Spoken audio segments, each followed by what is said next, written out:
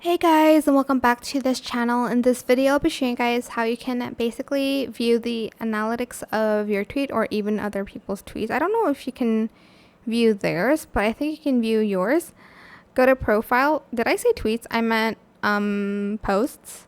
Sorry, I'm still not used to it. So I'm going to select the tweet that I just made so there won't be a lot of engagement. So select it and select view post engagements. You'll be able to see quotes, reposts, and likes. I'm not sure if you can see. I think you can if you own, like, if you're the one who posted the post. But yeah, that is pretty much how you can view your post analytics on X. I hope this tutorial was helpful for you guys. Don't forget to like, comment, share, and also subscribe to this channel if you haven't done that already. If you have any more questions, just leave it in the comment section down below.